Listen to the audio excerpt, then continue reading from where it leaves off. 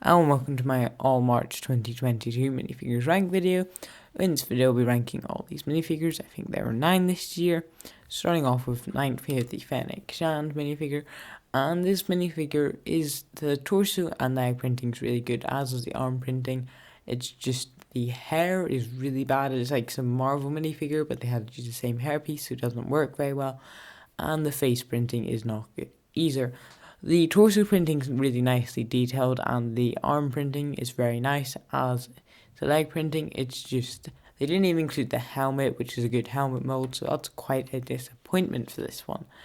Next, in 8th, we have a Weequay guard, and this minifigure is quite nice. It just doesn't have any leg printing, and the torso printing is pretty cool, and it is quite a cool minifigure. It's just a lot of people would have rather a Gamorrean guard, and I'm kind of included in that, so that's why this one is in 8th.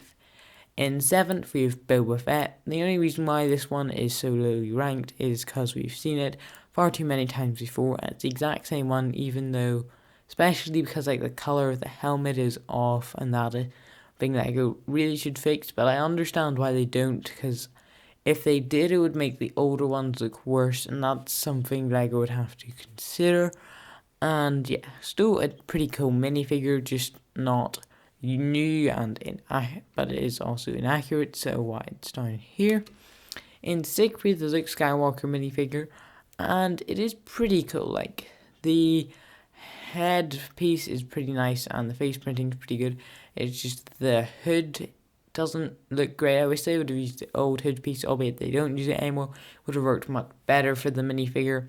The cape looks a bit short. I don't really know why they used this cape. It could have been nicer had they used a longer one. The torso and leg printing are as expected, so not the best minifigure ever, but no major flaws. The Gamorrean guard minifigure is quite nice in 5th, and I do think this minifigure is quite cool. Admittedly, it is quite different from the ones you actually see in the book of Boba Fett. It's more like the one you'd see at the end of Bib Fortuna. At the end of The Mandalorian, where there is Bib Fortuna, and I suppose I can understand them doing this. But the leg printing's really cool, and the arms, shoulder bits, pretty cool as well. And yeah, the mold is really nice, and the details are very good. It just would have been nice had we had 2 of them, as you see in this show, and more like the ones you see in this show. In 4th, with the Dark Trooper, so we've seen this before, nothing new, I suppose. Yeah, it's still a really cool minifigure. The helmet is really cool. The fact you get 3 of them is nice as well. The torso piece is pretty nice over, and they put printing underneath as well as on the face, which is quite nice in case you lose either of these. The leg printing's good, and it all works really well. The only thing that is lacking is arm printing. They put it on the Fennec Shand minifigure, but not this one. Doesn't make too much sense to me. Anyway, in 3rd, we have the Quarren minifigure, and this one is entirely here because of the head mold. Brilliant, really well done by LEGO. I'm quite surprised they put it in the set, it's kind of random and not really necessary, but it is still a nice addition. The headpiece is really nicely done, and the printing on it works really well, and the torso printing and leg printing is just a bonus to the minifigure, and all works really well together. In 2nd, we have Bib Fortuna. Alright, the minifigure is decent. It just doesn't portray any of the, it's not accurate basically, but it's still a good minifigure.